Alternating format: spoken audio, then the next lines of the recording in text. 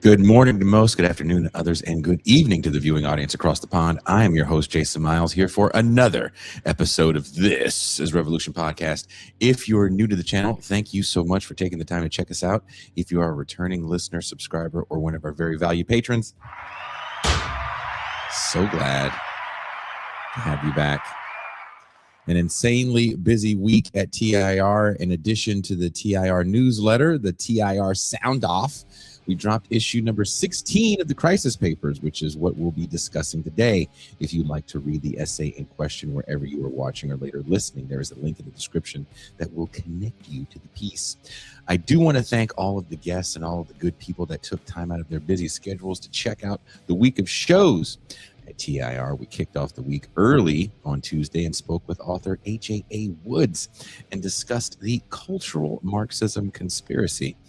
Then Wednesday, Mac and I had a more serious Beyond the Red Zone where we talked about the new youth sports phenomenon of holding back your child in the 8th grade in the hopes of better positioning them for NIL fame. Thursday, Alexander Herbert came through and gave us a quick primer on what to look for in his History of the USSR course. And at 6 a.m. Pacific, my time, Deep State Cuba, who is in Poland, took your questions as we launched a new show that we'll be doing more of, where Cuba will talk about the geopolitical situation with this current war in Iran and take some listener questions. All of these shows are up to view on our YouTube channel, and we have playlists in chronological order of all these programs. So make sure when you're done here, you check those out if you missed them. At TIR, we pride ourselves by not churning out disposable content. We try to create programming that is thoughtful, challenging, political, cultural, historical, irreverent, and at times downright chaotic in what we hope is in the best way possible. We try to cover the stories and ideas that matter, not always the ones that trend. We bring you conversations rooted in analysis, solidarity, and intellectual curiosity. And we do it without selling out to the algorithm and without trying to become another outrage factory. But none of this happens without you, the patrons, the supporters, the people who tune in, share, argue, question, and help keep this show alive. It is your contributions, large and small, that make TIR possible. So if you enjoy what we do here, then consider becoming a patron or a paid YouTube subscriber. For as little as $3 a month or a one-time payment of $30 for the year, you can have access to movie nights, champagne rooms, the Crisis Papers, our weekly newsletter, and you get the satisfaction of knowing that your small donation is a major part of keeping this show alive and well and on the air. Now, with all of that out of the way, let's get to what you guys came here for in the first place. Reality TV and kayfabe. I'm going to start off by reading a quote. See if you can guess who this is by. Maybe you know it. Try and remember one thing. We are professionals. We are in the business to make money. To make money, we have to get ratings. A lot of times to get ratings, we have to make you look stupid, not ourselves. And we will always opt to make you look stupid, all right? So if you want to be famous for looking stupid, make sure you're a guest on a talk show. That quote from Morton Downey Jr. perfectly captures the logic of show business. Ratings come first, and humiliation can often be the product being sold. In the language of professional wrestling, the world of kayfabe, most people understand the roles of babyface and heel, but fewer people talk about two other characters essential to the performance: the shill and the mark. The shill is the participant who helps sell the spectacle, sometimes knowingly, sometimes not. The mark is the audience member who buys into the performance. On trash talk shows in the 80s and 90s, the guests often played the role of shill. On reality television, the contestants take that place. And the rest of us watching, reacting, sharing clips, we become the marks. A recent documentary series revisiting America's Top Model pulls back the curtain on how the show operated. Former contestants describe how producers manipulated their fears, insecurities, and most vulnerable moments for ratings. For over 20 seasons, Tyra Banks perfected a formula that turned humiliation, stress, and competition into a ratings bonanza. In other words, the show was running a classic kayfabe structure. The contestants became the shills of the drama, while the audience watched believing that they were seeing something raw, authentic, unscripted. The show aired moments that today seem shocking: contestants pushed to the brink of eating disorders, models fading under the pressure to win, and deeply personal traumas turned into photo shoot themes. All of this happened while the show framed itself as progressive, Tyra positioning herself as someone who challenged industry norms by celebrating Black features during a period when they were unfashionable in elite modeling circles. Banks and her panel of industry judges were presented as insiders offering legitimate professional critique. But in reality, they were part of the performance. Their judgments helped sell the illusion that what viewers were seeing was an authentic gateway into the fashion industry, when in truth, it was simply another layer of the spectacle designed to keep the audience watching. During the COVID lockdowns, America's Next Top Model found a new audience among Gen Z viewers. 20 cycles of the show became perfect binge material. Clips of its most uncomfortable moments spread across social media. The race swap photo shoots, staged death scenes, and one infamous shoot in which a contestant whose mother had been paralyzed by a shooting was asked to pose as the victim of a bullet wound. Ironically, the outrage became part of the spectacle itself. Reaction videos, commentary threads, and viral criticism only gave the show new life. The audience was now watching the show and watching each other react to the show while the drama continued to circulate. Tyra Banks can't really be shamed by any of this because she understood the fundamental rule of television. It was always about the show, and the show does not care about your feelings. What we're watching is not only people having their hopes exploited for our viewing pleasure. We watch these manufactured scenarios and tune in, and in the case of the Gen Z rewatchers, attempt to do some moral hand-wringing over the most exploitative and ridiculous aspects of the show. But the spectacle grows with every interaction that comments on the spectacle as if it is real. If we understand the term reality television to simply be a cultural signifier, a moniker that doesn't denote the actuality of what we're watching, then why, when we discuss the people on the show, no one ever refers to them as a character? They're referred to by their name. But we are watching real people, and the role of the shill can oscillate between knowing and unknowing participant. And in the case of many of these reality shows, like The Real World, the success of the show itself would create its own character archetypes within social stereotypes that were being played out and manipulated on the screen. There's a reason someone could move so easily from the world of reality television into the highest levels of American politics. Reality TV trained audiences to understand public life as performance, heroes, villains, dramatic confrontations, eliminations, cliffhangers. It took a format that was once dismissed as low culture, hack, unserious entertainment, and slowly taught viewers to consume everything through the same lens of spectacle. So when a man whose entire public persona had been built inside that format stepped onto the political stage, the transition felt almost natural. That man, of course, is Donald Trump. The most unserious man in the world is capable of causing the most serious damage in the world because as a culture, we become addicted to the performance. From issue number 16 of the Crisis Papers, quote, "The vaudevillian experience is presented to us over time in different ways, but the modes of its production remain the same. Performers change, platforms change, costume change, but the roles do not. There are always shills, there are always marks, and somewhere in the middle stands the ringmaster conducting the circus." Now, to continue this conversation with me, I have my homie, my dog, man of the Meow Meow Hour. He's the Prince of Miami. He is the Pascal Robert. Peace and greetings to the chat. Peace and greetings to the audience. Peace and greetings, Jason Miles. Man, Andy Williams said, Jason, just write a book. Damn. You know, it's a longer intro. I apologize. Read the article, homie. She is the voice of reason. And also watch the Tyra Banks documentary, TIUSSAINT. Hello, hello.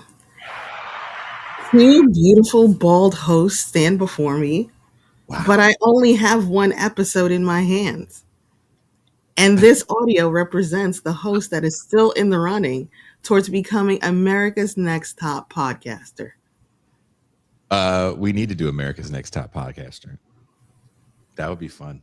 It's Varn. Because Varn is black and bald. Damn. He won. When he was Sean Kingish, he would have totally won. That was fun. He is the best looking of all his brothers. He was born a winner. Damn. I used to tell my father that. You want to roll today, TIUssaint? I know, you're just being mean. Someone says America's Next Top Hotep. I would watch that. I would totally watch America's Hotep. Did you ever watch America's Next Top Model, Pascal? I did. I saw it. I don't know if I watched it. I saw it. You're like, I don't know if the sound was on. Ooh. That, I don't know how you felt about the documentary, TIUssaint. Mm-hmm. You watched all 3 episodes? Yes. I thought you were like, you watch all 3 episodes of America's Next Top Model? I was like, Jason, the show is on for years. You know what I didn't realize? The Real World was 32 seasons. Yeah. They pimped that thing. A long time. I used to like The Real World. I had some friends that were on The Real World. Of course you did. Go on it. Wow. Uh-huh. Which episode? The San Francisco episode? I knew Mohammed at the time from the San Francisco episode, and then there's a dude that when they went back to New York named Malik with the big afro. What was the first reality TV show? The first reality TV show, from my understanding, was about a family in the UK, and they followed a family around, and that was from the 70s, and it was a little different. It was more just kind of talking to a family during a kind of economic changes. And you can go back and say maybe certain news stories were treated like reality TV where they would follow families around, but this was actually a show. And I want to say they recorded them for a bunch of years and then went back years later and recorded them again. But that was never reproduced like you get with The Real World. And kind of for my money, The Real World really starts it off by giving you a foundation to build on for the fly on the wall perspective and how to create drama. But the problems The Real World had early on that you see people kind of try to fix and stuff like Big Brother was that there was a lot of freedom people had to not be in the house. And in the first season of The Real World, if you remember, a few of them actually were from New York. So Heather B, Kevin Powell, I think Eric, the guy that ended up being a model, I believe he was actually living in New York. And there was a couple people that were from different states. Eric. So Heather B's from Jersey. But, same region, right? New York area. Mm-hmm. So when the people didn't have work, they were just really bored. And what the editors found was there wasn't much to do for these people. And as you guys know, if you've lived with people before, Ben, not to call him out, but he lived in a place in LA when he would have to teach. He used to teach an in-person class in Los Angeles. So he rented a room in Los Angeles in an apartment building where everybody rented rooms. And I forget how many rooms are in that apartment, but quite a few rooms. But no one talked to each other. Maybe if you saw someone in the hallway, you said hello, but it wasn't like people got together and planned outings. So the reality of people living together is that you just kind of want to stay out of each other's way. And that's the real world. Everyone's stressed to make the rent. So they would have to kind of create situations and create outings and things for them to do. And it took a few seasons for they realized, okay, we can't just have natives in the area and bring in other people that don't have jobs because they're just going to be boring. So, bless you. So we're going to have to maybe create a situation where they have a job. We're going to give them tasks to do. And it becomes almost like a game show by like season, 4 or 5. And then by the time they get to Hawaii, they really realize, if we just give these people a bunch of alcohol, they'll start screwing each other and fighting all the time, and we won't have to set up as much of the drama, and they'll take care of the rest because they're so intoxicated. And that, you know, again, that sets up the model of what other people are gonna try to do. And then you get more ridiculous reality shows when you get to the 2000s. Like, there's so many shows that came and went. I don't think we remember things like The Swan. You guys remember The Swan? I don't remember The Swan. I remember the Black Swan. The Black Swan. The Swan was. You remember The Swan, TIUSSAINT? Mm-mm. The Swan was one season, and it was where they got a bunch of women and they were going to do a full transformation. So the reason why I wanted to talk about, you know, talk shows and reality shows is because they do all kind of work together as quote unquote reality television, because you're seeing real people. This stuff is unscripted. And I opened with the Morton Downey quote because it's very important to understand that the hosts of these shows, you are the shill for the presentation. Whether you like it or not, they're going to use you for audience, for people to tune in. And so there was all these makeover shows. Remember that? Look at me. You could have had me then, but look at me now. So with the success of these makeover shows, like people like Jenny Jones was doing, especially after her lawsuit, where she had a show where it was I Have a Secret Crush on You. Those were really popular in the mid 90s. And before the show even aired, three people came on a show, a woman and two men, right? A woman was friends with two men, a gay man and a straight man. And the straight man thought the woman that came on the show was going to confess that she had a crush on him. But in turn, it was her gay friend, and he confessed that he had a crush on this guy. The guy was a little uncomfortable on air, but he wasn't saying or doing anything homophobic, if you will. He came back to the town they lived in, and he ended up shooting the guy and killing him. Ended up. I don't know what's the better word to say. He shot the guy and killed him, and so Jenny Jones never did any more of these shows where it would be a secret crush thing, because also you don't really know the background of the secret crush. If I'm stalking TIUSSAINT and I send a message to Jenny Jones that I have a secret crush, and TIUSSAINT gets there and she's like, oh shit, this is the guy that's been stalking me for 5 years. And you don't know, that's really frightening. And most people are going to just, because you're already there on TV, you're just going to go with it. And this happened on Jerry Springer as well, where a woman who actually had been abused by her boyfriend or fiance, she still loved him. So she kind of orchestrated a show where the dude and her had got together. Actually, they had screwed the night before on the show, but the guy was with a new woman, and they were doing the Springer thing where he was with his new woman and really shoving it in her face. So the woman got so offended, she literally just walked off set. She walked off set. They tried to make her come back. She didn't come back.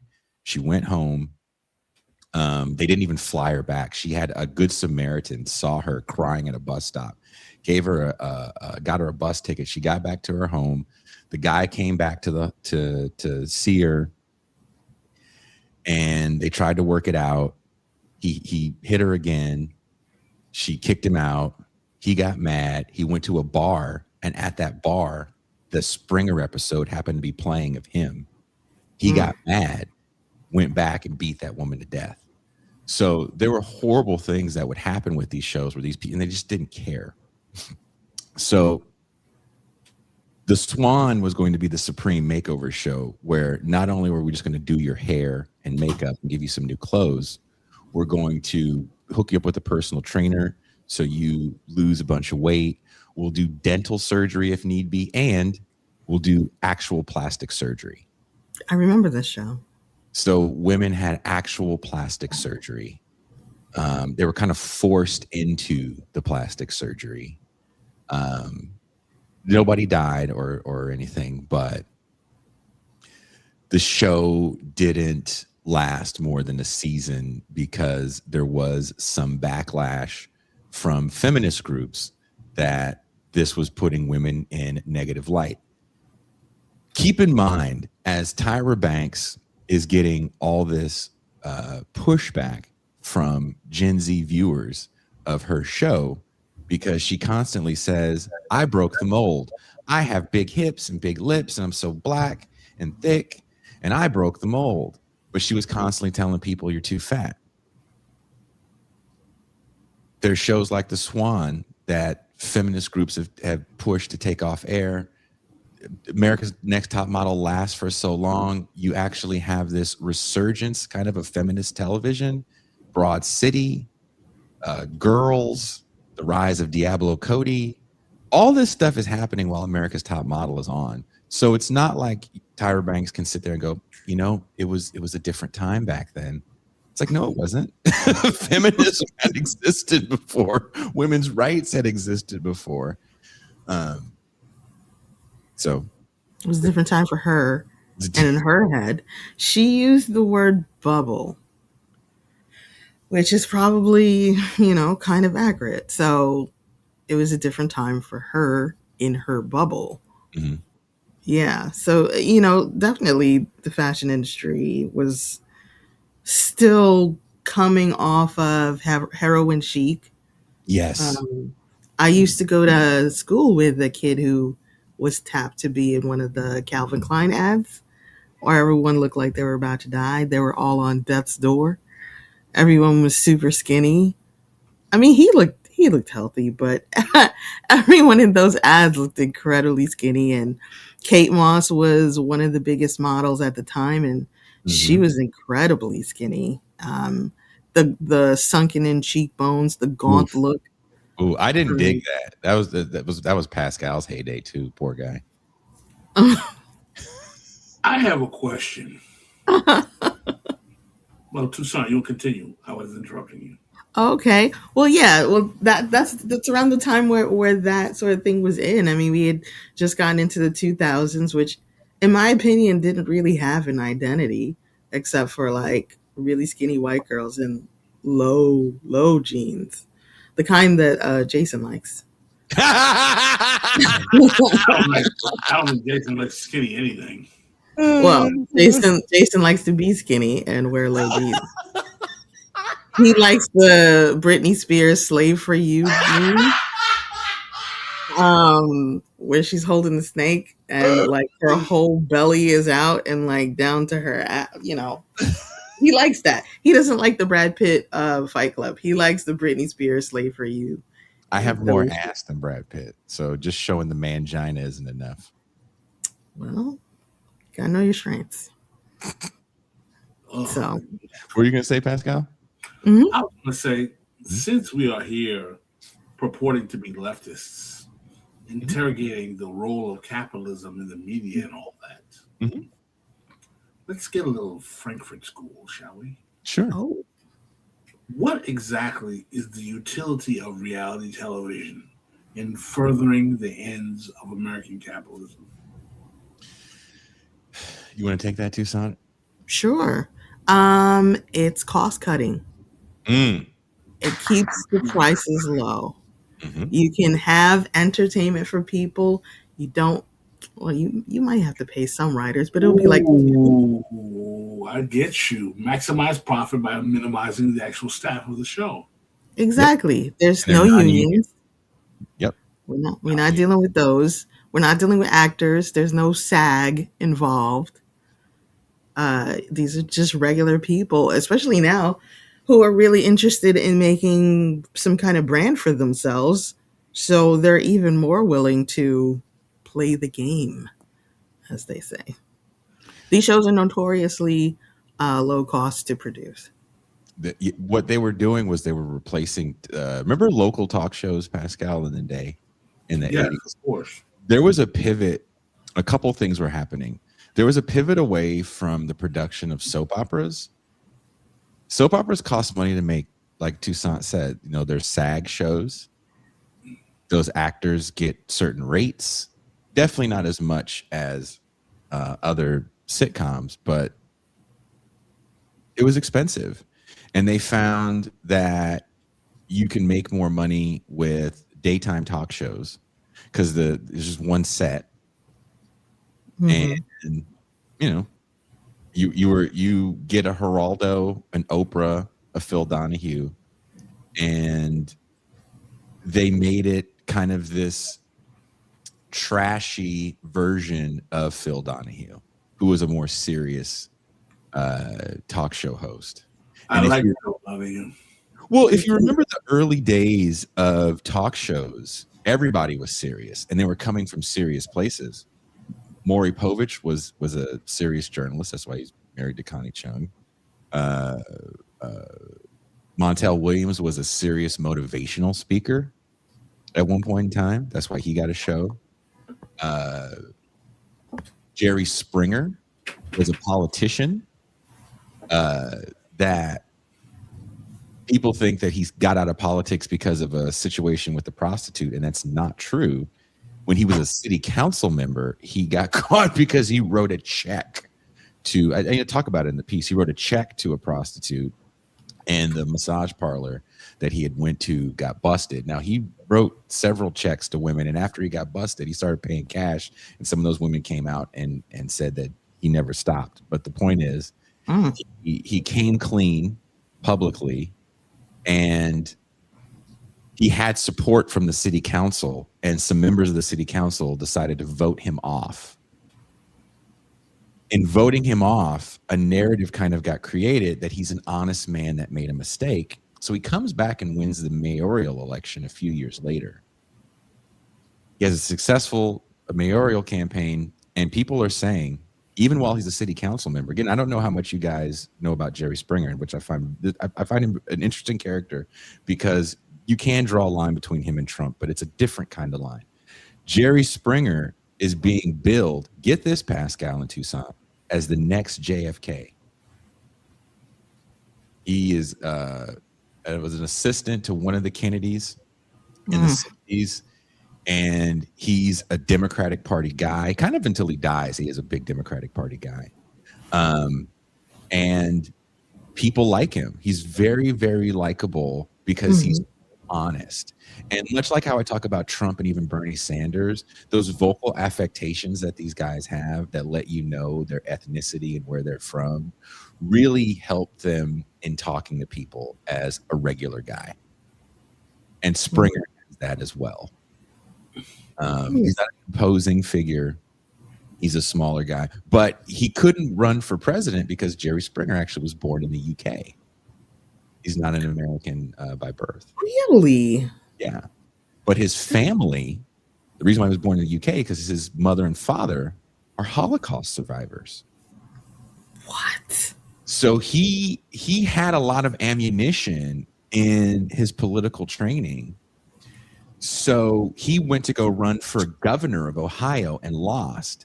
And instead of trying to run for office again, he made a quick pivot into media and became a news person that covered the political stories. And then he had a radio show in Ohio at the same time. He ends up winning 10 Emmys for his local reporting.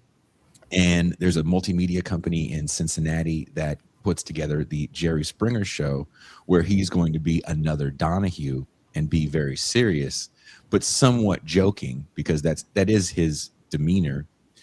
And it just doesn't hit.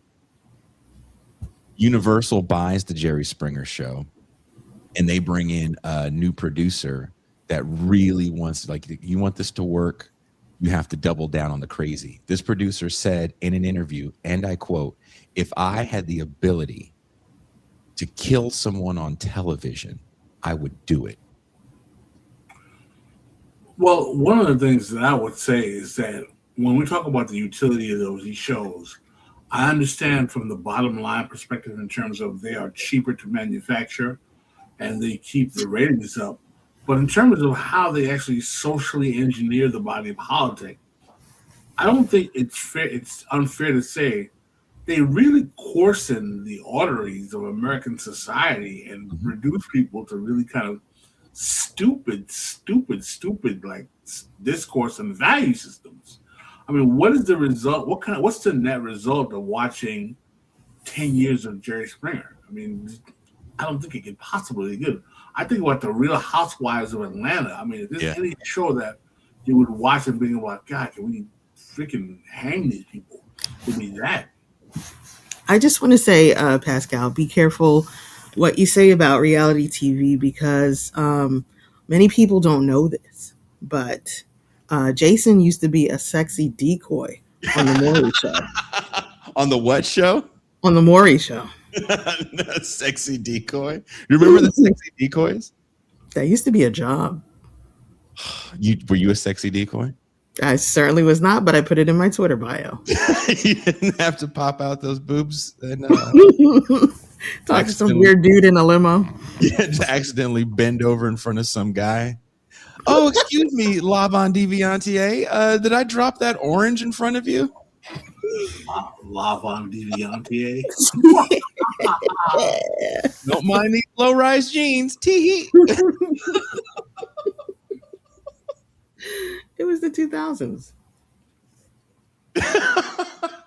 Sexy decoy was one of my favorite things because whenever I saw the sexy decoy, I'd always be like, this would never ever happen to these people. You'd see some dude with like a do-rag on, dirty ass t-shirt, some hot woman walks by. I was like, hey, you just want some pussy?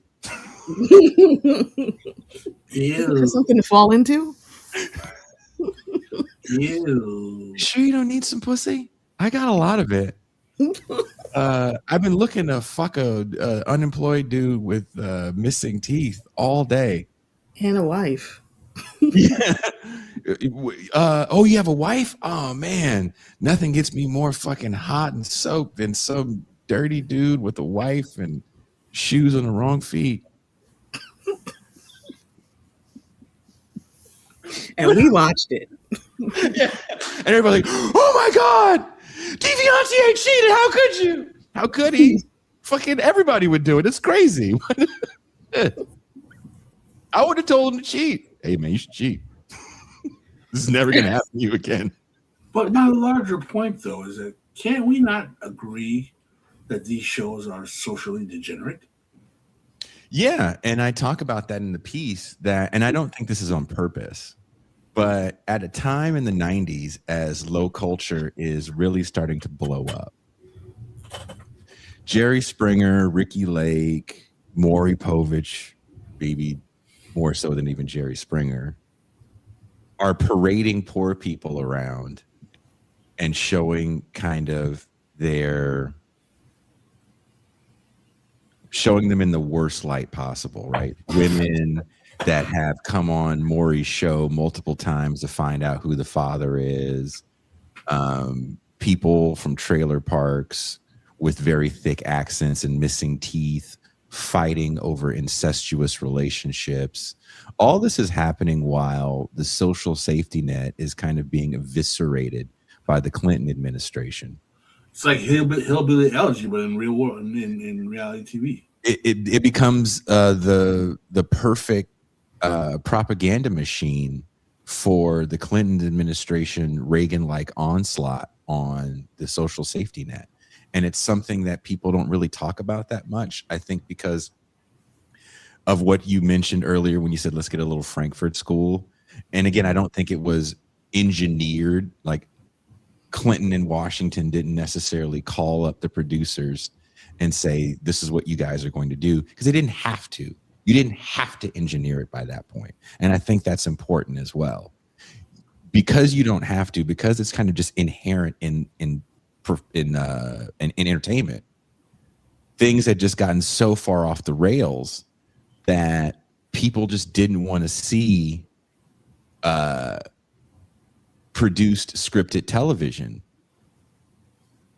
By the time you get to the real world, there's a few things that are happening, and I took this whole part out of the original essay. We kind of underestimate the rise of certain music genres as well as being authentic. Hip hop becomes a lifestyle brand, and the rise of bands like Nirvana and Kurt Cobain especially as being like this authentic character. But selling out is baked into the system for these people. But they get to sell their authenticity. So by the time the real world comes out, which actually comes out right around the time Nirvana hits #1, There is also a rejection of boomer standards. Like, we don't want your Leave It to Beaver bullshit Cosby shows. We want reality. Well, here, we'll give you reality in spades.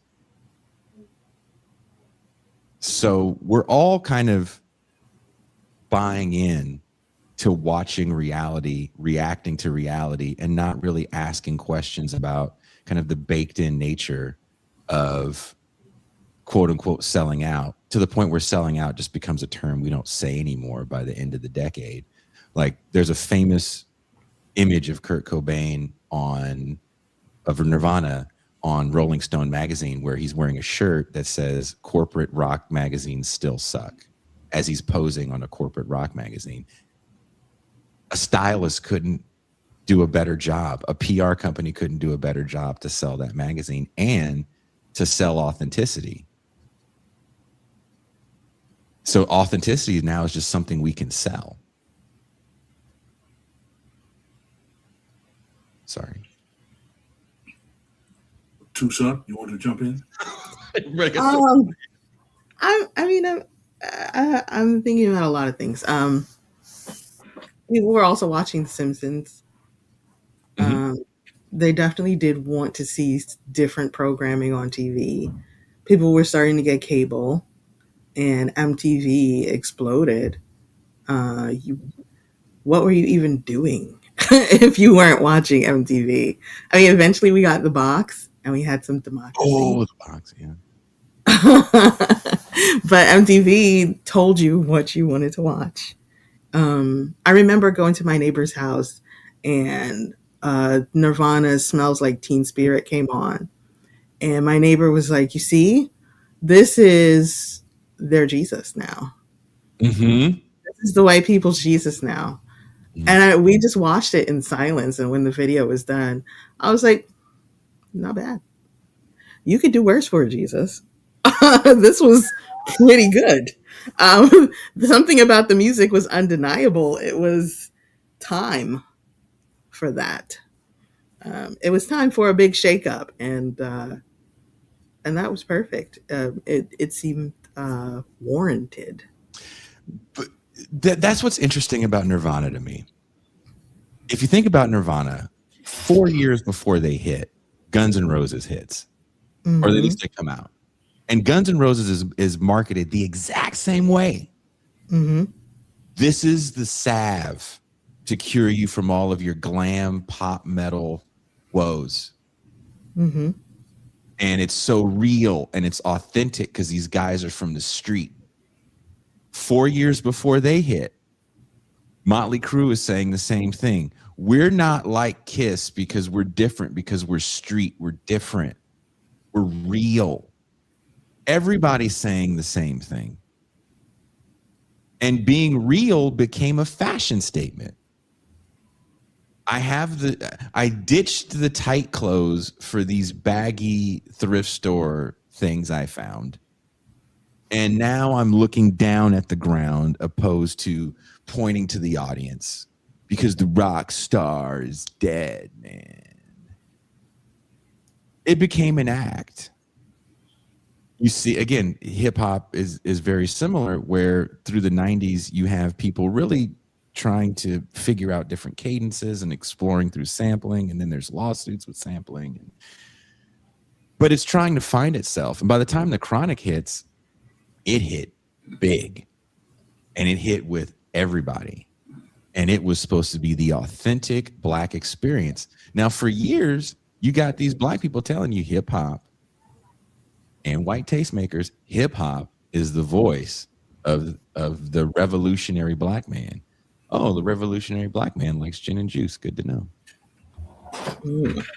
And likes to pour beer on women that seem sedity. Thanks. Yeah. It was a good time for hoteps. It was a good time for X-Clan? TIR knows X-Clan. Yeah, they were like family friends. At least Lin Q was. She still is. I mean, it was a good time to be like, look, what they're doing out west is terrible, and this is killing the Black community. So you have the rise of this one thing, and then like a counter narrative, and in that way, the record companies have both ends taken care of for you. Mm-hmm. Later on, you get your Beyonce, who's the good girl, and then you get your Rihanna, who's the bad girl. And in that way, the record companies get to capitalize on both. They take all the reactions and all the money. I mean, it's not lost on me that all of this is happening at the same time that the Soviet Union is falling. Yes, that the option of American capitalism is becoming ubiquitous throughout the world, and the notion of having a socialist counterforce to this type of impervious capitalist marketing erases. And at the same time, the choices of what is quote unquote entertainment become so much more degenerate than they were in the glorious days of the 50s when we had, I guess, Leave It to Beaver and F Troop and all that other stuff is kind of designed as well too, right? It's designed to paint a certain picture of the greatness of capitalism, right? Those post World War II shows, and after the fall of the Soviet Union, you kind of get, like I said, you get Nirvana and you get Snoop Dogg. Like those are kind of the biggest figures in music outside of like the pop stuff. I guess we'll say countercultural figures for all intents and purposes. Is Nirvana and Snoop Dogg, and that's kind of where we are after the fear of nuclear destruction. We talked about on this show, we talked about it during the book launch for I Was a Teenage Anarchist with guys that were there that were in the metal and punk scene in the 80s. And they were like, nuclear war gave everybody something to sing about for like 10 years.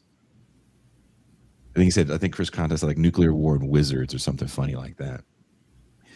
But that fear of whose finger was on the button was really scary. By the time you get to Bill Clinton and again Nirvana, what are you afraid of? Not being cool. Your stock portfolio going down. Well, I think you're right. Go ahead, Toussaint. It was starting to go up around Clinton. Right, you were going down though. I think one of the things that people were concerned about was the level of degeneracy in the White House. So I think certainly when Reagan was in office, the office was degraded. But people still think highly of the Bush years, Papa Bush. Yeah. And wasn't there a recession around that time? A lot of the grunge guys were very anti-Bush. And then around the time Clinton comes around, I think it was Chris Cornell who was saying that they were being pushed to do get out the vote campaigns, rock the vote or something. Rock the vote. And he was saying that there's no way that these people were going to be voting for Republicans. So essentially, in asking those acts to do rock the vote, you're making them work for the Democratic Party, which they did not want to do. There's definitely political responses going on, but at the time there is no real left. I think people are reacting, they're struggling, they're reading Adbusters, they're saying that they don't like corporate music, the environmentalism starts to pick up. That was definitely a thing in the Pacific Northwest as well. That's what we talked about Tuesday. Some currents of feminism coming in as well, and it wasn't as coherent as it could have been. It was definitely a low point in terms of political consciousness. Because we're not seeing things politically, and I think that's another big reason why these shows are so important and how they shape the way we understand like authentic characters, and why I wanted to write this and even do this show. As silly as it seems, talking about reality television and trying to make that through line, what's important, what you just said, what you guys are talking about having how apolitical it was. Mhm. When you think about a character like Morton Downey, who actually comes up through the Democratic Party, he grows up with the Kennedys. He was very good friends with that family. He kind of breaks away from that for show business purposes. He tried to be a singer because he's junior, because his dad is senior, who was a singer. It didn't really work for him. The TV show thing does work, and being angry works. People are listening to anger on both sides of the political spectrum because we're not defining everybody by their political stripes. And if you listen to angry speeches in the 60s by people like Abby Hoffman, hearing an angry voice on the radio complaining about the government, especially if you're listening to Abby and kind of, you're not reading so much of the literature, but it's just kind of peripheral in your mind, like, yeah, fuck the war and blah, blah, blah, blah. When you have these people yelling about the failures of government, you're not really paying attention to what side they're on, because that's just not important. So a guy like Morton Downey Jr. ends up growing a massive youth fan base, and he is to the right of Republicans. He brings Republicans on the show, sometimes black, and is to the right of these people. He's like, you're not conservative enough. He's a monarchist. That's what people would say now. So to me, it goes to show a few different things that I think are kind of important. Number one, how different the political terrain has changed post-Obama. And number two, how politics becomes part of one's self-branding to the point where you're afraid to associate with certain forms of media if they don't align with you politically. That never was the thing during this era. You guys bring that up, I think, so poignantly, that we have to remember that we weren't thinking that way. No one sat and thought, Andrew Dice Clay is a conservative. Not one person said that. They said he was a misogynist, but never a conservative. No one said Rodney Dangerfield votes Republican, because no one cared. Do you guys believe that the contemporary political polarization in America really begins with Obama? Or does it go earlier than that? I think it begins leading up to Bush. I think it goes back to Bill Clinton. I think it entrenches itself with Obama. I think it goes back to Bill Clinton. People forget how much right-wing media was created to destroy Bill Clinton. And a lot of people fail to realize what Bill Clinton represented to the status quo of American body politic. Number one, Bill Clinton was the first baby boomer president. Yep.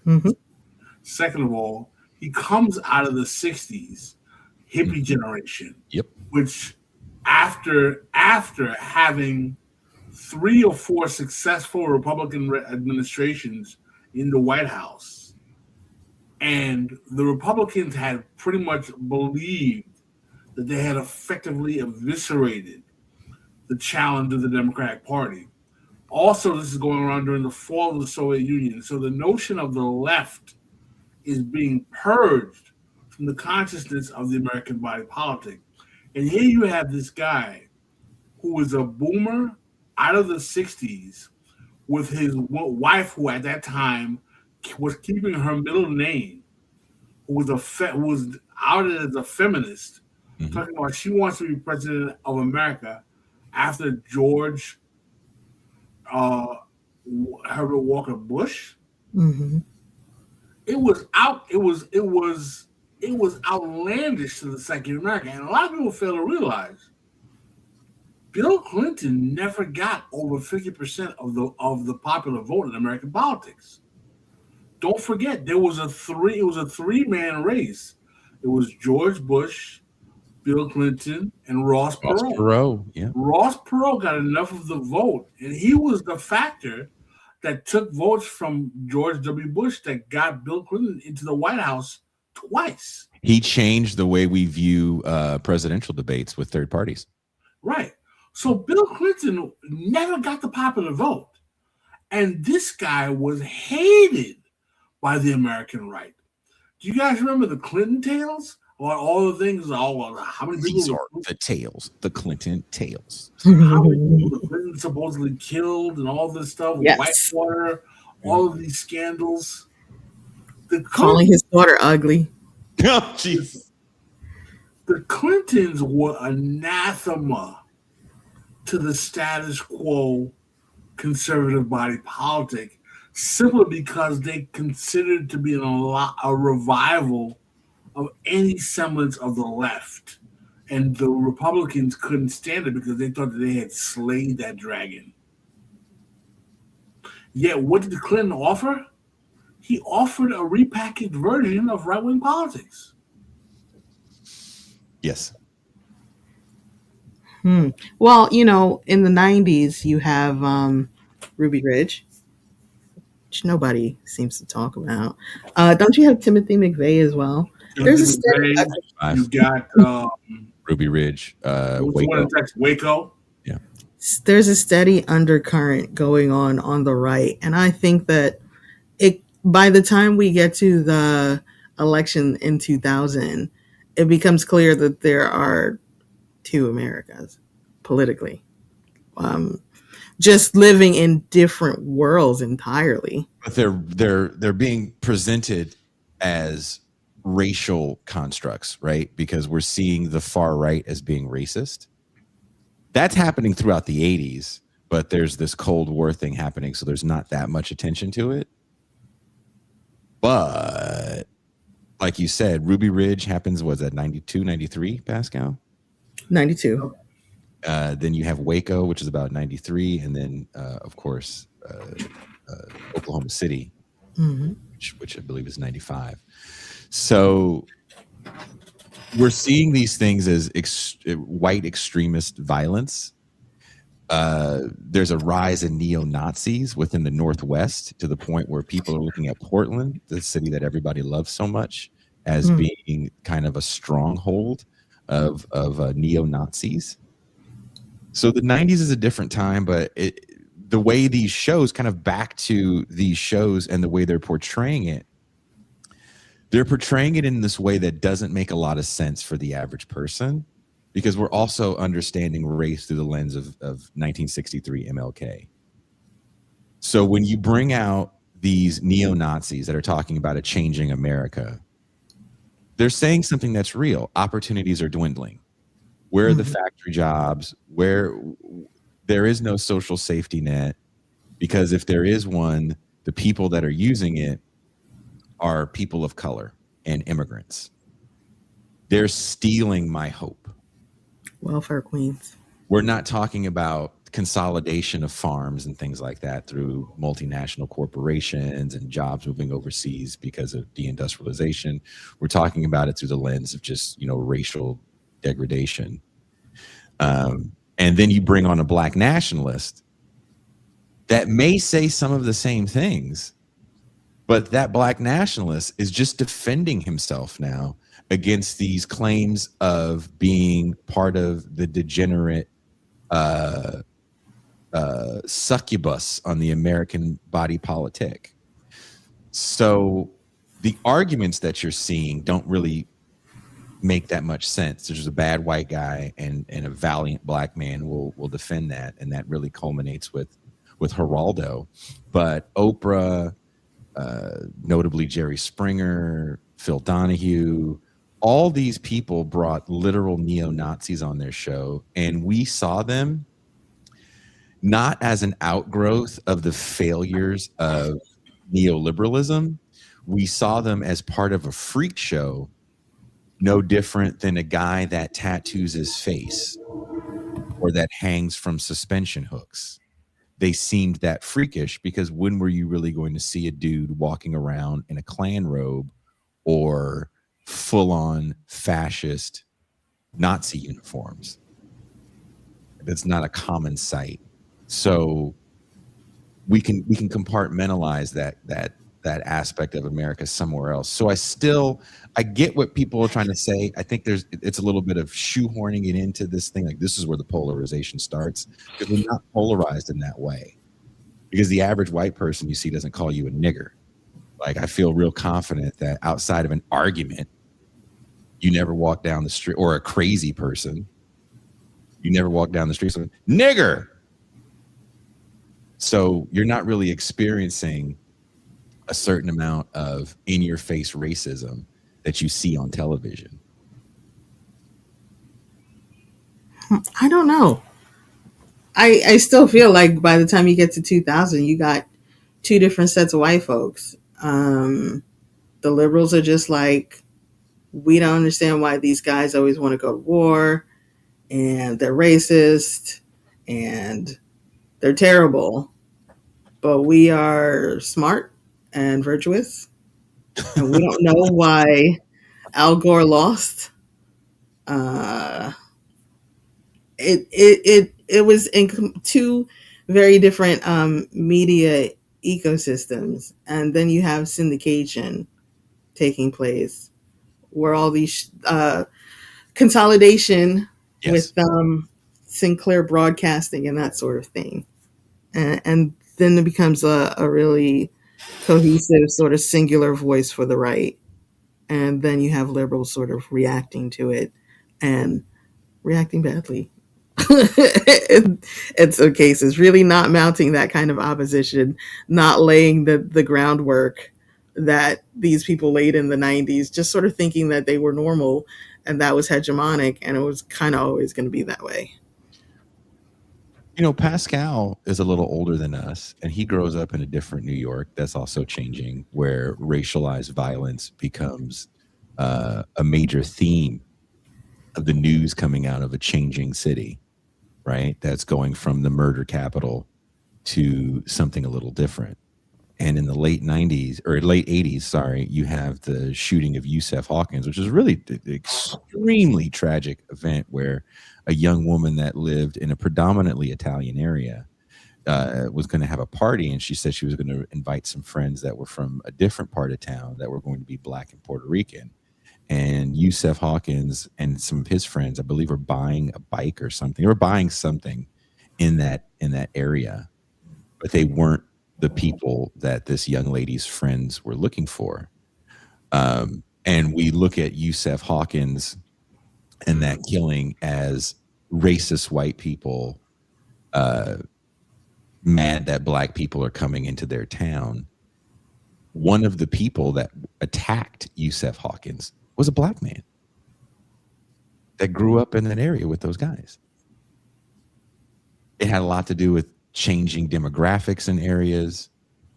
Kind of like, what's that movie with Clint Eastwood, Gran Torino, right?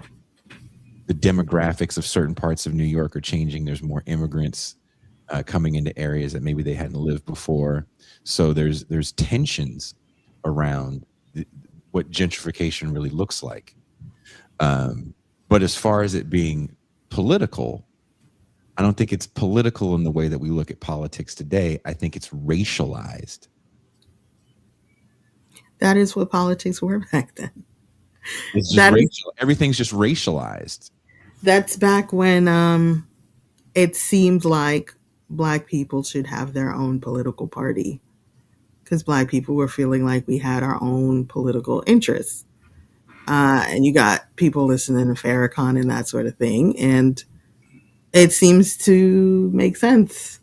And then you wear your African medallion, no gold. Hanging out with Paz, hanging out with Mace, buddy, all in your face. It made sense back then. It's actually, in getting ready for this show, I realized it was such a weird time. The 90s were super weird, and then the 2000s were just like an explosion of nothingness. Ooh. Ooh. Well, we had the war on terror. I mean, we went to war with the Muslim world in the millennium. Crusades. He used the word crusade. It was like a crusade. And then he had the outfit, the flight jacket and stuff, and it said mission accomplished, even though the mission was definitely not accomplished back then. I told you guys this. I've said this before on the show, that when we were going to do the New York show, TIUSSAINT, the New York thing with the Majority Report stuff, We flew out of Palm Springs Airport, Hmm. and it was me, Ben, and Jordan. And Palm Springs Airport is really small, but as you get to the part where you put your stuff in the little container and take your shoes off and stuff, there is a picture of the plane hitting the towers. Which is insane. And next to the picture of the planes hitting the towers is George Bush with the outfit that you're talking about. Yeah. And I just remember Jordan. I wasn't really paying attention, right? Because I get what do you call it? Anxiety in an airport. Turn into Woody Allen the moment I walk into an airport. Like, oh God, you need my shoes now? Oh, jeez. Jordan lost her shit. And she was like, how the fuck can you put this as the last thing someone sees before they get on a plane? This is ridiculous. And she was right. But, you guys were in New York when that, or no, maybe you were gone already, Pascal. When that, I was in Florida when the World Trade Center happened. Toussaint was in Manhattan. But I was in Manhattan. I was on a plane day or two before 9/11.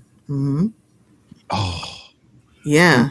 No taking off your shoes. No, none of this business. Well, the shoes thing happened a little bit later, but yeah. You were coming from your Caribbean vacation? Well, my sister had just passed away, so I was coming from visiting family. I was actually in Florida and did not know about you, even though you were in the background of my communion pictures. I didn't know. You make me sound specter, the specter of Pascal. Dun, dun, dun. Yeah, so it was a time. A lot of people forgot about anthrax. I was actually working in the mailroom at my college for work study. It was like, this is the absolute worst gig I could have picked in this school, man. Everybody's freaking out about anthrax. Yeah. Someone said TSA made me want to take off my choke necklace. That is the most late 90s shit I've ever heard. Clock necklace. Oh, that's a choker necklace. No. Just Flavor Flav in the chat. Flavor Flav on the hype tip. Dude.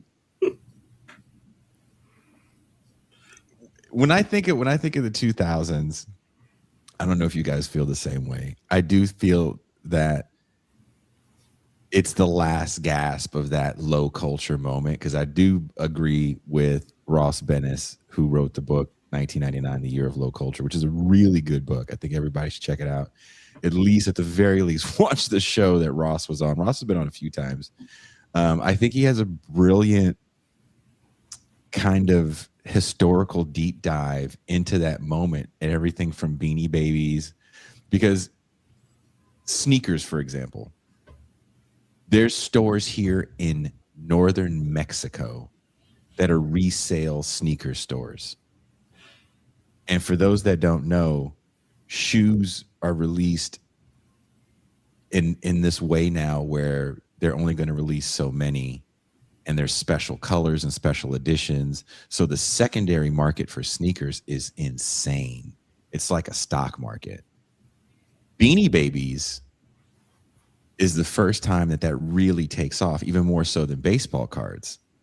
Because with baseball cards, like I'm looking at this beautiful set that our wonderful TIR viewer Drea got for me. My favorite set of cards was worthless because the 3 years prior, some of those cards started to become worth money. Topps felt like, oh, people like these, then we'll just make more of them. They overproduced. So there's just all these worthless sets throughout the 80s and 90s. Beanie Babies are the same way, where the person that manufactured them, I'm sure you guys remember this, the person that manufactured them didn't realize that there was this massive secondary market. And when they found out that there was a massive secondary market, they were like, oh, well, then I'll just make more of the thing that you guys are paying so much money for. And within days, people lost hundreds of thousands of dollars with the overproduction of Beanie Babies. It's all about the comic books. Everybody was buying the comic books. The price was so high, and then people, the comic book companies started making different covers for you to collect, and nobody wants to buy those things. The thing is, the comic book bubble happened because there were old guys who were trying to like relive their childhoods, and they wanted the comic books that their moms threw out, and so those were the ones that were valuable, and that's where the market was for that. But everybody got this idea that every comic book was going to be worth $1 million. Everything was, yeah, you were going to pay for your college education through baseball cards and comic books, and then later Beanie Babies. But that also really speaks to a certain amount of desperation in the demos, where no one feels like I'm going to get a job with a pension. Like I have to hit the lottery on Series 1 Garbage Pail Kids. So when we think about the late 90s into the 2000s, that really is a low culture moment. And I would push back on it's a political moment, because that means that you're only seeing it from really one perspective. And you should like pull back for a second and let's think about this. This is the Adam Sandler era. This is the Maxim magazine era. This is the fucking, everywhere is a titty area. There's titties everywhere. Melissa Ford abounds. Hip hop becomes rock stars in this era. So all the political discussions we were having about hip hop being this important revolutionary force goes, oh, word, hold my beer. I'll show you how not revolutionary we can be. Inner Jay-Z. Oh, can he get a what? It can, yes, indeed. I said women rappers in the 90s, and both of you two Negroes on the screen can vouch for this, were this elevated sort that even the more frivolous ones like JJ Fad still weren't selling sexuality. And by the mid 90s, well, women can be anything. And then women rappers are just, selling sexuality. There's a small handful that are quote unquote lyrical, but they never reach the heights of the ones that are, selling sexuality. And now, by the end of the 2010s, it's BBLs and a lot of dick sucking. There's a lot of dick. There's an insane amount of dick sucking and wet vaginas. I mean, what else are you going to rap about? So in the 90s, I think there starts to develop the idea of female rappers being lesbians. Is it in the 90s? Yes, because they were dressing like dudes, and MC Lyte was talking about how she needs a roughneck, which is a song about how you're racist. Well, MC Lyte's singing a song about how she wants a dude, but she's wearing baggy jeans, and we think she's gay. And you have Boss, all these other more like kind of hardcore female rappers, and none of them were pushing their sexuality in that way. No. They certainly were not dressing that part. No. Then you get Little Kim and Foxy Brown, and they dominate. It's game's over. They're both, Little Kim is attached to Biggie, and Foxy Brown is attached to Jay-Z. And that is how female rappers have typically came up in the game. Got to be attached to a dude. Yo-Yo. Even Yo-Yo was attached to Ice Cube. Don't try to play me out. Exactly. And she wanted to be feminine, and she had her own response to like dressing like a dude, but it takes on a whole new level with Kim and Foxy, and they were super young, and I'm sure it was very easy to exploit them and push them to do certain things. I'm not saying that they didn't want to do the things that they did, but it seems very easy looking back now how young they were, that it could have been very easy to put some ideas in their heads. Okay, so those are baseball cards? These are baseball cards from 1987. It's 1987 Top Set. You used to collect baseball cards? I did, but I didn't care about the value. I just love reading the stats. I thought you were a football guy. Yeah, I collect both. I can like two things at once. Jason just likes balls. Damn.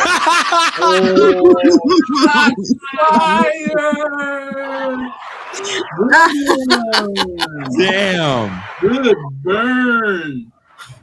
Good burn. That was a classico. Here, hold on. You get this one. Where's it? Where the sound effects go? You get this one. That was. Where'd it go?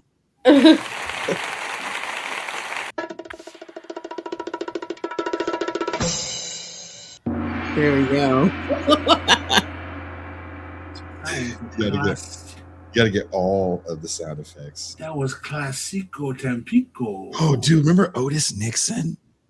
No. Yeah, no, I love baseball cards. Were you a baseball fan?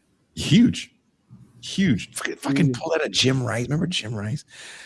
You know, Oakland A's?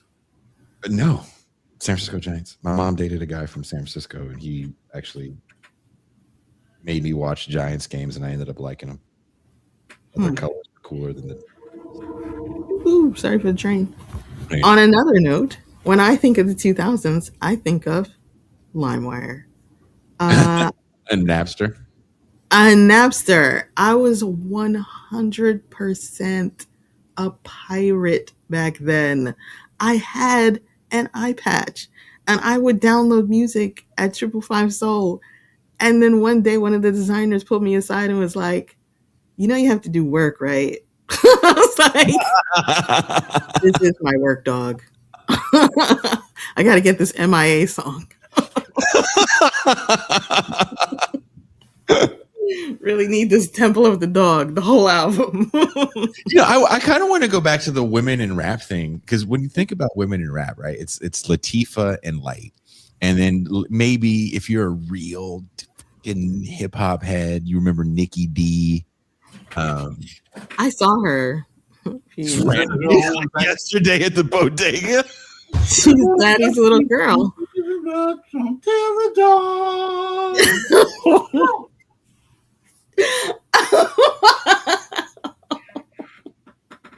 I recognize her right away. I would know her like we were related. I don't know why. You guys both have the same bonnet on. Is that why?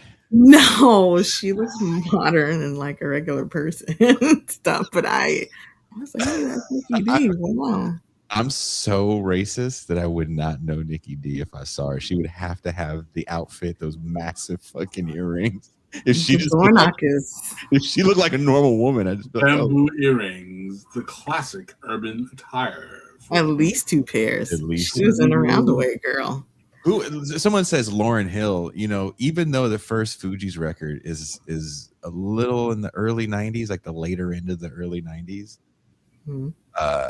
it's not until the latter end, right, till the score comes out that anyone really cares. It's the Nappy Heads remix that puts them on the map.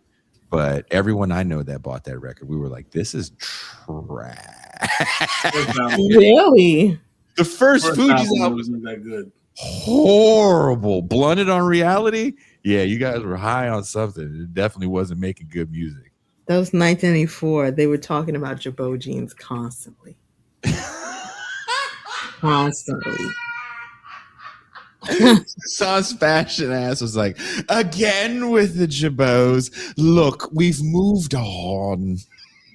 I mean, Grand Puba went through a phase where all he would talk about was Tommy Hilfiger and Helly Hansen.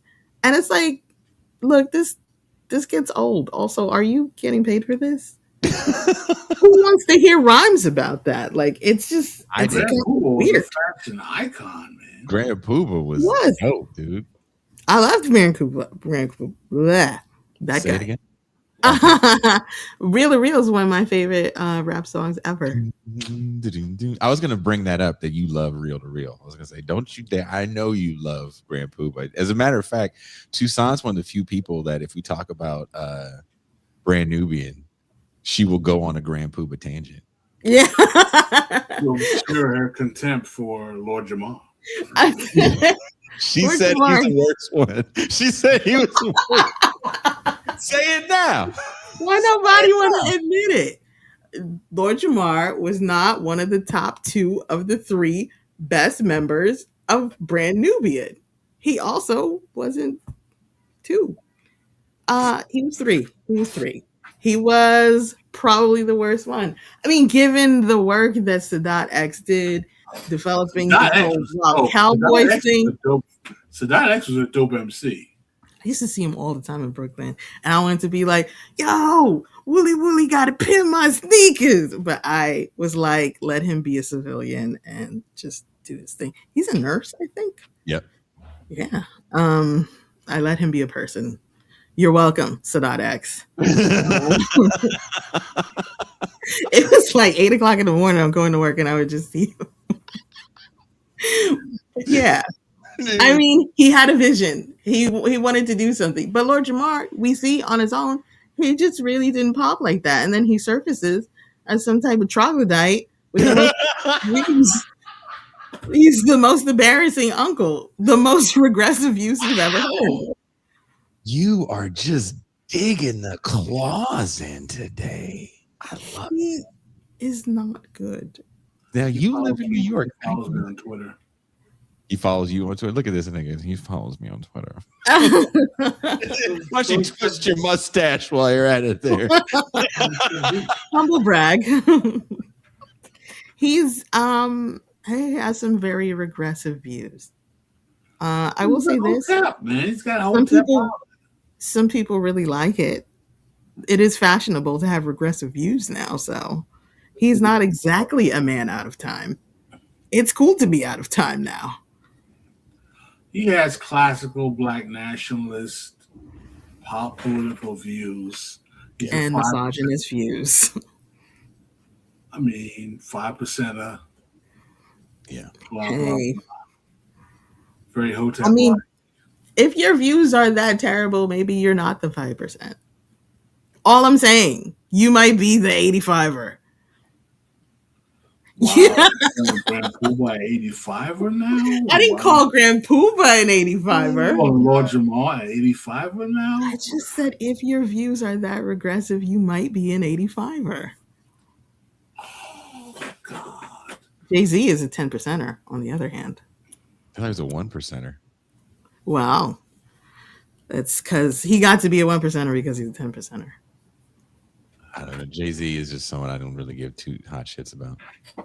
He is not a poor righteous teacher. Damn. By any means. Can we just real quick? We'll probably do this again next week. Real quick, Kush looks up 85er, 6-page long article.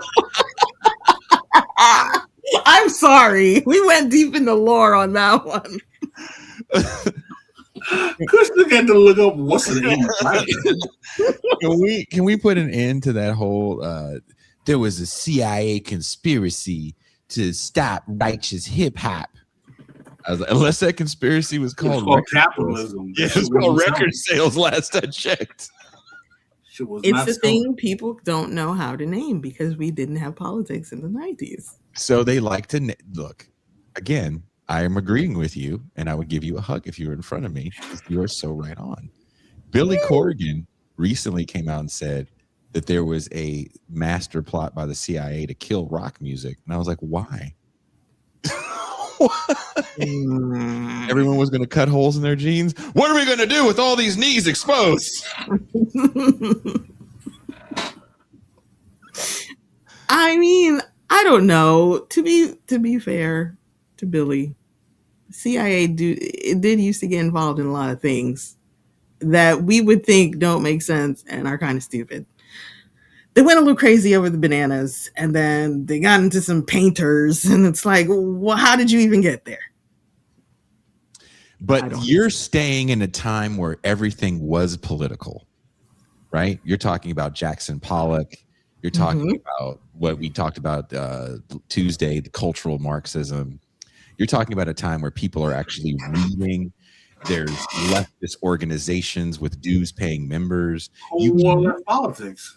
You can't take the 60s and then say whatever the CIA did in 1968, about 1968 and the political ramifications from left politics like Pascal just exclaimed, and then put it on 1990 and say it was the same thing because they operate from the same playbook.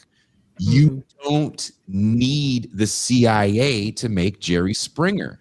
That's why I wrote all those words. So I agree. And you don't need people behind a curtain pulling strings because people are pulling the strings themselves. That's why I keep talking about Kurt Cobain. You don't need to manifest this person. They're just there already. And after he dies, people go, now I figured out how to make some money. The CIA isn't going, we need to make more creeds to offset all the Kurt Cobains we made. Because what did you make? A bunch of fucking junkies? Like, let's be real for a second when people talk about this goofy shit. When Billy Corgan says, just look, if you want to look at the numbers, by 1997, they took rock out. I was like, no, Billy, you know what happened? It wasn't rap. And he went on to say it was MTV changing the guidelines of their videos. He also forgets that MTV changed the guidelines of their videos in 1983. When Duran Duran Girls on Film came out, they would only play it at night. Girls on Film. Girls on Film. You used to be a big Duran Duran fan. Okay, that song, Duran Duran gets successful. They change the guidelines of what they're going to have on air. There was a time when Girls, Girls, Girls by Motley Crue was only played at night. They changed the guidelines of what they're going to have on air. You can't relate it to and say, well, MTV said guns were okay. They had guns in so many videos in the 80s that were rock songs. To say that they said, no, you can't have, like, you're not being honest. You're either being ahistorical or slightly racist, or maybe some sort of combination of both to assume that it was the rise of hip hop. No, you know, it was a #1 album in 1997. Does anyone want to guess? You want to guess? Anyone out there in listener land? Wu-Tang Forever? No, you were way off. Okay, sure. Want me to give you a hint? Sure. It's a female singer, and it's not Madonna.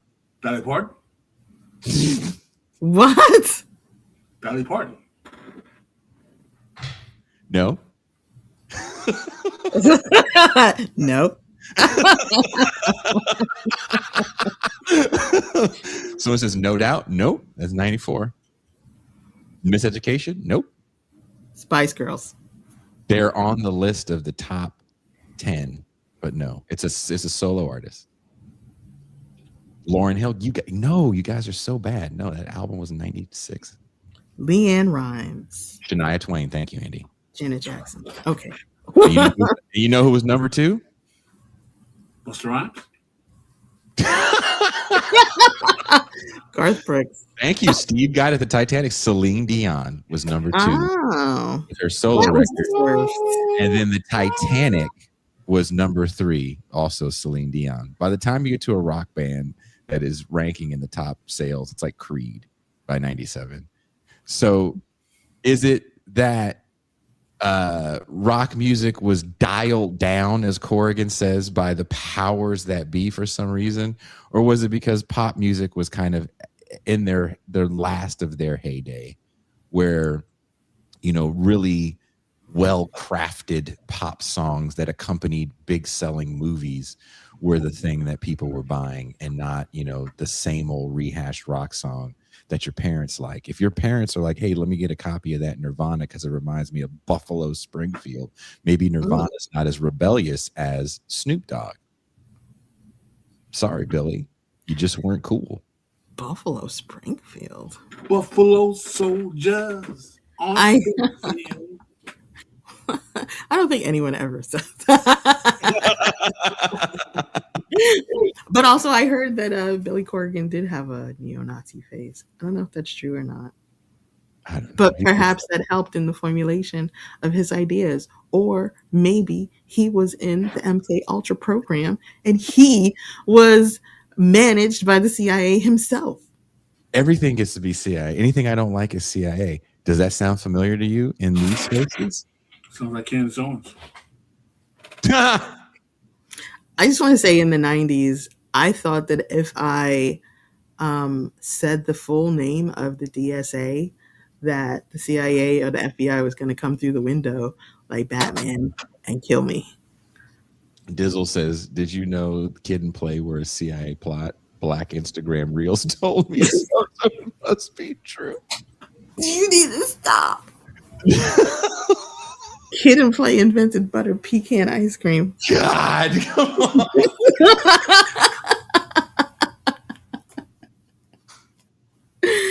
Chub Rock invented Chex Party Mix. You know what's funny about Kid and Play in those early movies? Rap music wasn't going to save them from their lives. Oh no, Kid had real problems.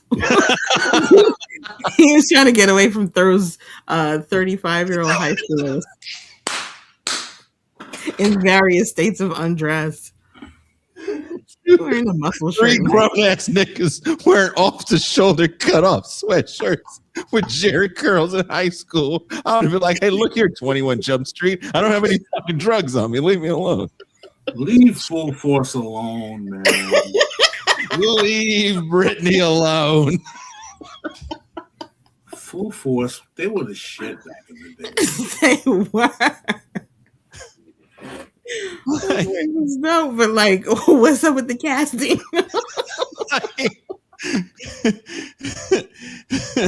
Head like a rocket, sticky needle in your socket. Punk motherfucking named Kid. It was after him, boy. Remember what stopped them from beating him to death was when Stab wanted to douse the house with gasoline and light it on fire. Yes. And they were like, "I don't know about burning people up." They were characters. It was a cartoon. They were cartoon bad guys. Yeah, yeah. In a very funny cartoon movie about working class black life that I don't know exists anymore. They tried to kind of do it again with that movie Dope some years back. And it didn't really hit the same way as Atlanta. The TV show Atlanta did a good job of it. Yeah, I've never watched all the episodes. The ones I've seen, I really, really like. Somebody says, "Was the bad guy Michael Burry?" Wow. R.I.P. to a real one. Like you watch Home Alone. House Alone is Pascal when he's playing his favorite house playlist.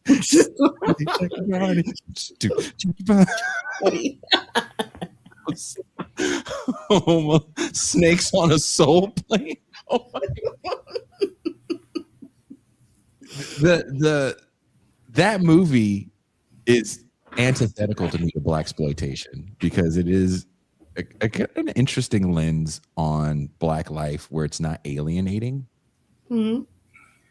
And it's so much fun to watch. I remember watching it when my son was about 3 and he was having fun with it because it is very cartoonish when they're holding him up in the air and he's like, yeah.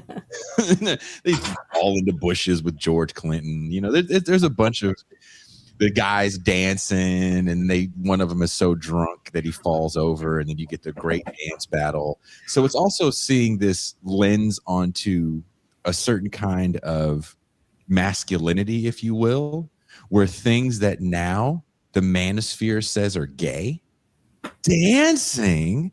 Why would I dance? That's so gay. So ridiculous, man. First of all, it's fucking fun. And cats used to have to dance. I don't know if you're really going to stop black people from dancing. That sounds racist. The manosphere is doing a great job of keeping niggas just.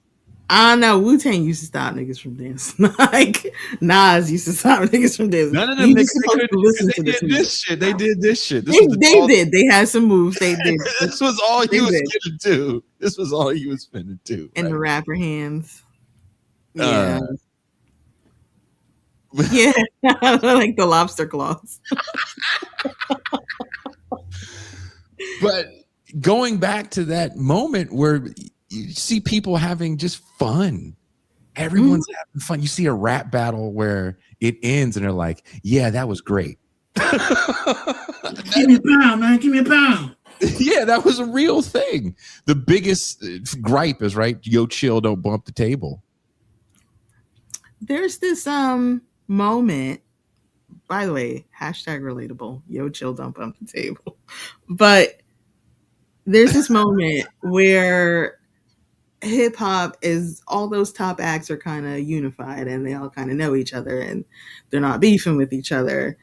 And I think they all took a picture that might have been before the Grammys, right before the first rap Grammy was ever given or something like that. And you see all these different acts and you see the diversity. That moment is gone. Everything is very fractured. And by the time we get to the late 90s, there's a war between jiggy rap and money rap and the more underground and the harder stuff. And we've never really come together like that again. So I think the House Party movie is more about that kind of moment where everybody had a buy-in. Everybody liked to dance back then. And, it was kind of for everybody. Now I think it's just a lot more fractured. It's super fractured. And you know what's really funny that you say that? There was an interview with your favorite rapper, Lil Yachty, where he went on a tirade saying some of the dumbest shit ever. He was like, man, people told me that we was stupid. And then I listened to hip hop from the 90s. I did my research, man, and them niggas was saying stupid shit. Like, what's that song? Rapper's Delight. Hibbity. That's dumbass shit. And I'm like, oh, man, shut the fuck up, kid. And then he goes on to say that rap needs more categories. And again, it really speaks to how capitalism affects the way people see things into commerce. Everything has to be about commerce. We need more categories so people can know exactly what they're buying. It's like, no, I don't need more categories. If something's dope, I just listen to it. I don't know all the different derivatives of house music and electronic music. I don't know. Oh, that's jungle house. Oh, that's booty funk house. Oh, you don't want to listen to that. That's not. I'm like, what? That's how do you have Nazi house music? Oh, that's jungle. That's not really. Like, I dig it. That's all I know is I dig it, and I don't care. That's how I feel about UK music. Yeah. Just they made a lot of variants, and I was just like, I give up. Hey, either it sounds good or it doesn't. Little Yachty is actually not my favorite rapper. Fun fact, he is Cuba's favorite rapper because Little Yachty has a song called Poland. It's the one with the walk. Please don't ever believe Little Yachty is anyone's favorite rapper on this show. Hey. Cuba likes Lord Jamar. I don't know what's going on in the chat, but I do want to chime in and say Troops Spread My Wings is one of the most beautiful songs ever written. They were in the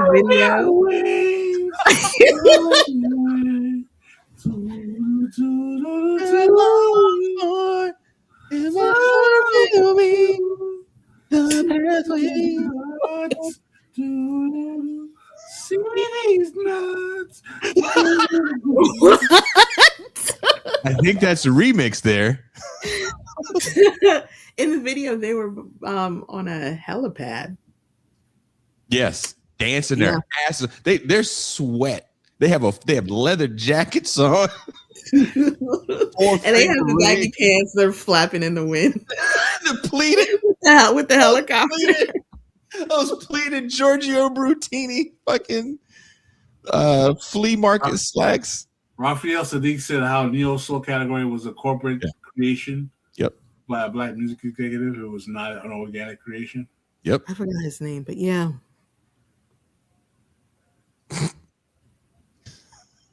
I agree. Yeah, dude. People want categorization because they want to know what they're buying, and it just helps you in marketing. It's like a Dewey Decimal System for the record store. Oh, bars. Someone said Pascal, the voice of some kind of angel. Some kind. Dude, I wish we could play that. You know what we finally have done? We have outlasted our strike from YouTube. Really? It's been a year since we got a strike. Can't wait to do it again, boys. Let's play some cat videos. Speaking of that, meow, meow, meow, meow, meow, meow, meow, meow,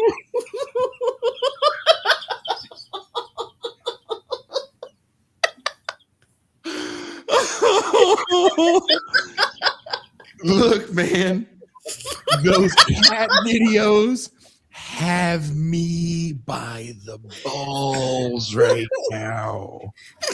Those cat videos have me not completing assignments on time.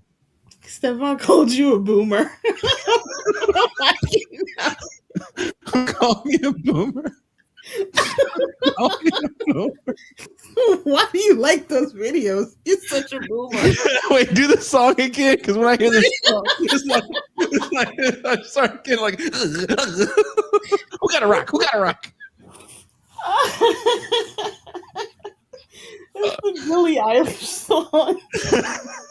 So listen, are we talking to AI Chinese cats? Yes. AI's the most racist videos ever. There's some white kitten and two big black rhinos double up. They're Chinese. Meow, meow, meow, meow, meow.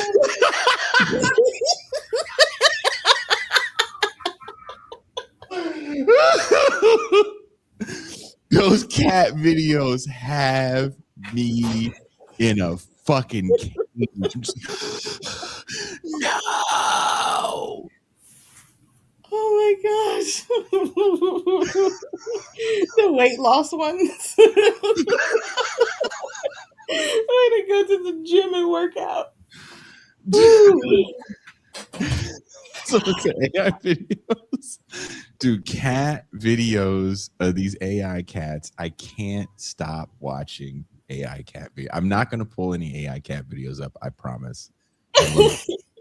That is my own personal hell that I will not. I don't even want to share it with you guys anymore because you don't appreciate the fucking drama behind these 90-second fucking. It takes me on it. This is the shit that I'm talking about with these shows. Yes. What's gonna happen to Shandice? Oh no! You're like, no, not Shandice, not you. Meow, meow, meow, meow.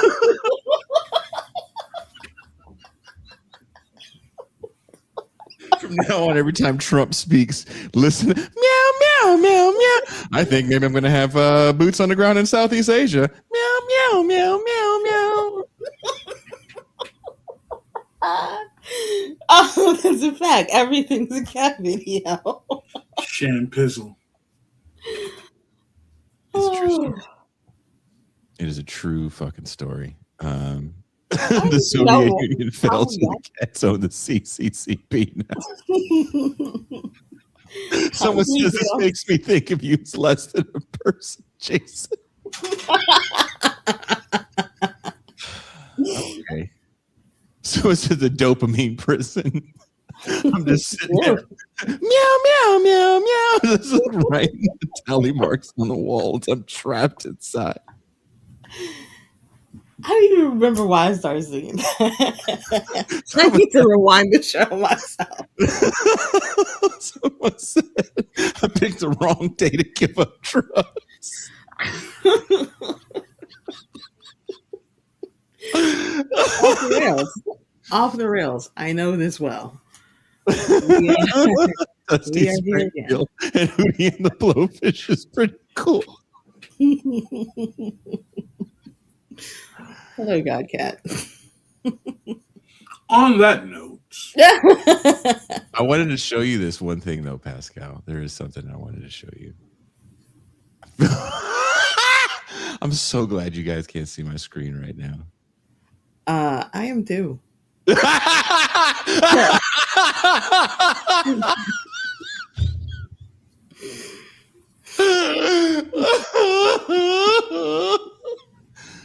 Better words have never been said.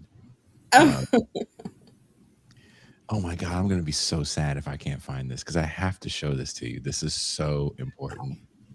It's important. This is. Oh, where did it go? Oh no, I can't find it. So when you think that Jason is lost in thought, he's thinking about cat videos, and that's Did somebody say that, or did you just make that up? I think that's the truth. That's my assessment.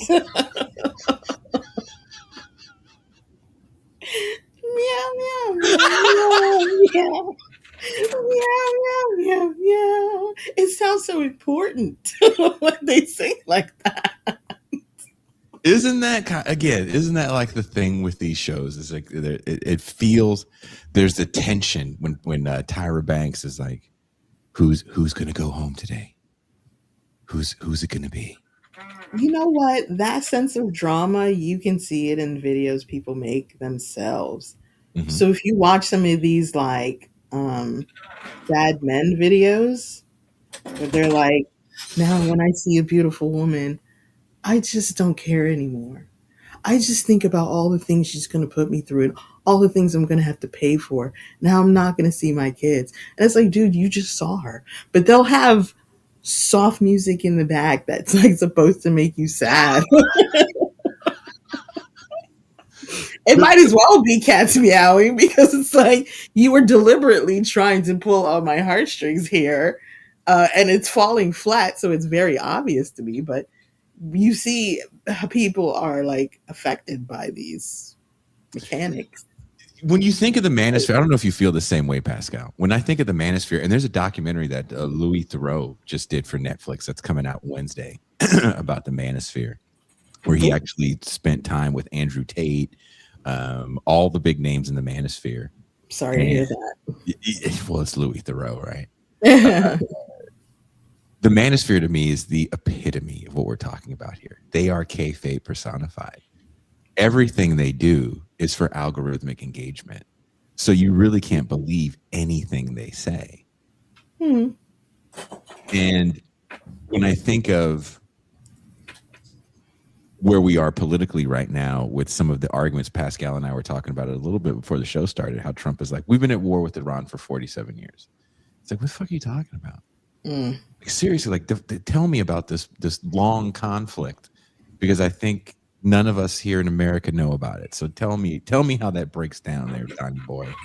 But there's his whole life. The whole time that Toussaint's been alive, plus 8 more years. Right? There's been a war going on with Iran that no one knew about but you, apparently.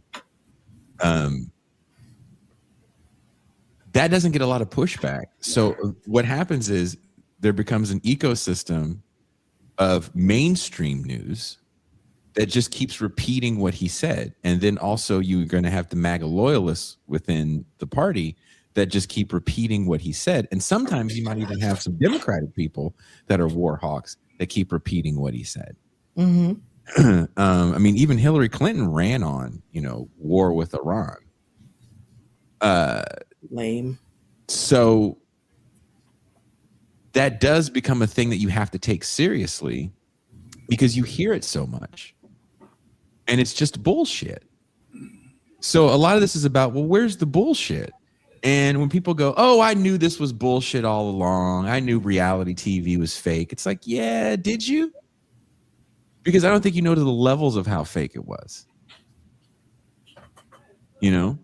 Like fake moms on a reality show. That was not New York's mom, by the way. Remember Flavor? Oh, is that right? Okay. Yeah, it wasn't her mom. That woman was like a little bit older than her. That's the level that this shit is manufactured. And I do think people miss that because you get into the drama of, did you see homegirl fighting homegirl on Flavor? Did you see this fight? Back to what Toussaint said about the sexy decoys.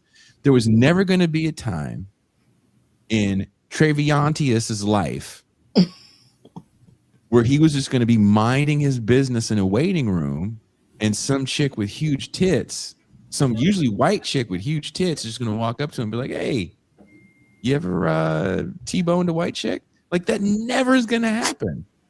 Traviantius. His name starts with the number 3.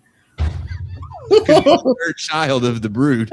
It's Trey. It's Traviantius. I want there to be so many names after this show, and someone say, "I named my child after TIR." Ooh. Please don't do that. TIR? Poggisha comes like, "Oh, I named her after your show." This is Poggisha. Pascal, I need you to see this, and then we can go home. I just need you to see this. Okay, go ahead. I want to say something real quick. I want you. So recently, news broke about the reality show Love is Blind. And people are discovering that the producers seem to be selecting men for the show who are MAGA. Really? Yeah. So it seems like maybe they have sort of a political angle, but also they are probably trying to ratchet up the drama because, women don't like that MAGA stuff. And so the men are kind of lying and then getting found out. No, you hot for the MAGA. Stop lying. I want a traditional man, a provider who wants me to go 50-50 secretly and thinks that if he has to pay for everything for me, I'm like a tick. I'm a parasite. Oof. That hurt my feelings. Jesus Christ. That's the thing with a lot of these traditional guys. They don't really want to pay for everything. That's why they want liberal women who have jobs. Who was Flavor Flav 911 as a joke? I thought it was Dizzle, but Dizzle is also in here as Dizzle. Flavor Sphere is better than the Manosphere. It's Flavor Flav, man. Flavor Flav on the hot tip. Flavor Flav is the son. Public enemy number one. If this is really Flavor Flav, which it isn't, because I'm not that lucky. None of us are that lucky. That would be the coolest shit ever if Flavor Flav was watching this show. That is my favorite Public Enemy song. Can't Do Nothing For You, Man. I love that. I can't. That's in House Party. I love that song. I've always thought that Flavor Flav's job was much harder than Chuck D's. What are we watching here? I don't know. Meow, meow, meow. Meow, meow, meow, meow, meow. Meow, meow, meow, meow. Flavor Flav says, "I watched this in movie night extravaganza." That's gotta be Flacco. This is not Flavor Flav, but it's gotta be Flacco. This is one of those days you wish we had the call-in show again, so he could be like, "Yeah, boy."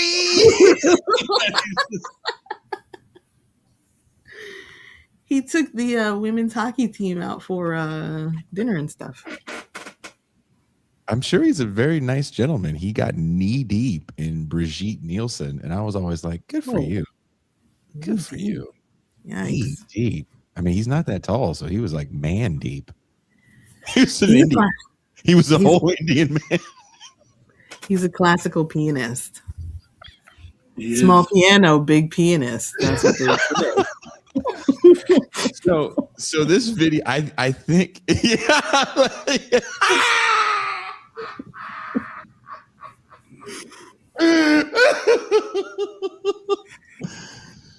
this video, I think I'm assuming it's a reality show about strippers, which is kind of one of those things where you go, it took this long for you guys to think. Okay. And one of the strippers is yelling at the other one about how she wants to start her own church. As you do. and then it just goes off the rails from there. Words. See, I'm not crying. I'm a woman of God. I do want to throw this in here. I'm much older now, but 25 years ago, I would have tried to date this woman And if I was lucky enough to date this woman, she would have ruined my life. Are they on the street or like backstage? They're on the street.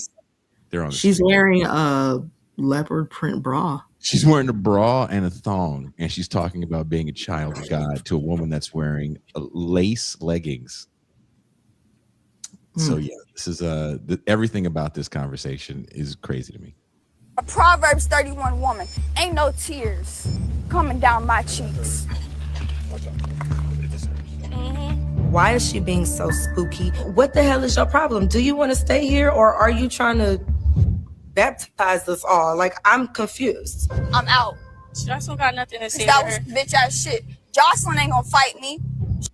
Pascal, do you see all that? A lot of junk in the trunk. She's crazy. And it gets crazier. She's scared of me. To everyone. She ain't scared of you. You're a prostitute. Back she ain't up. Scared of you. And what are you? It biblically states that prostitution is a sin. Oh yeah. So back up. Okay. And you think dancing naked Get for away. money ain't a sin? You don't think what you're doing ain't a sin? Go ahead. Go ahead. Go ahead. This bitch is crazy. Is that spider dancing? Wait, what?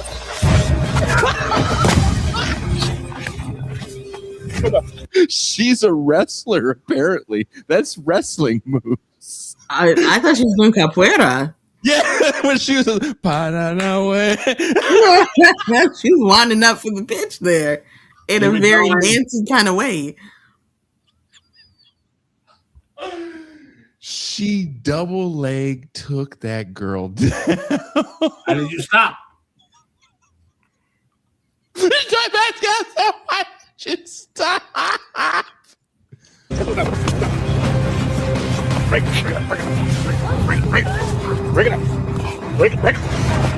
Come on, let it go. Wait. No jumping. Wait. Oh my God. Why they just fight? Like that little slide in the wall, right? Lexi blowing her just fought. I slammed that bitch on the concrete. In the name of Jesus, I gave her a righteous ass whooping. Wow. He's got the leopard print bra on and a thong, but the thong is not leopard print. It is nude colored. So she looks naked from the waist down. This is a lot. Sean Moon says, meow, meow, meow. Facts. That's the soundtrack this needs. Steve Dammit says, as a former high school wrestler, that was a good leg snatch takedown. That Pascal, I first of all, I watched that 87 times. I believe it. I believe it too.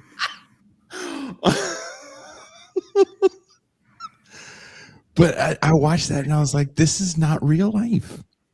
There's nothing about this that's real. People do get into fights all the time. But a lot of times when we see fights, how do we see them? We don't see them generally walking around. We see them because someone recorded it. How does the camera alter the way you react to an incident?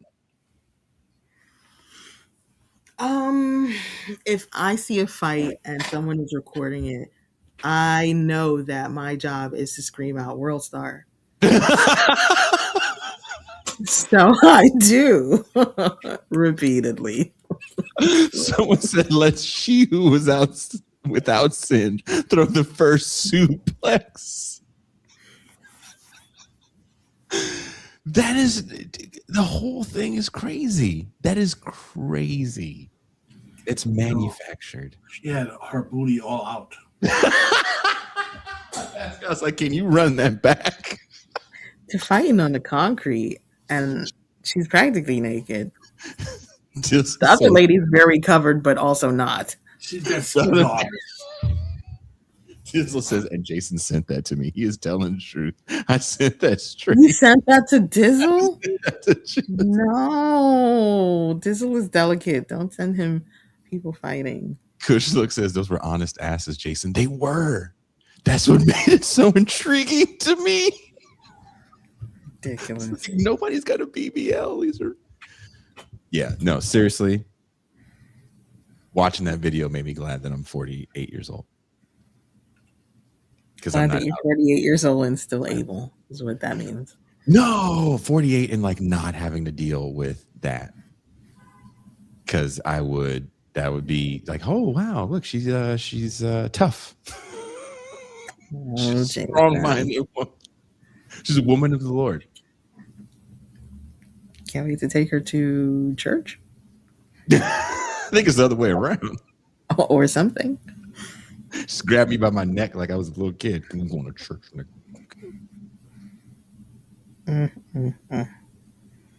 Well, if the 80s taught me anything, it's that women who wear leopard prints are bad. Pascal, do you concur? Meow, meow, meow, meow.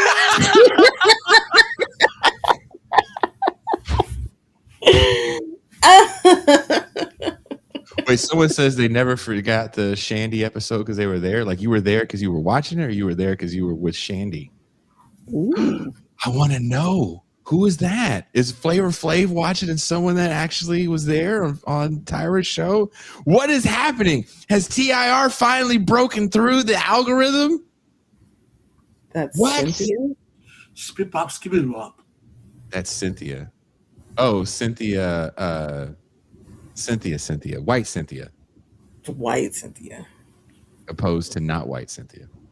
She's the Cynthia because we don't know a black Cynthia or a brown Cynthia or any other Cynthia. She is my ex was the Cynthia.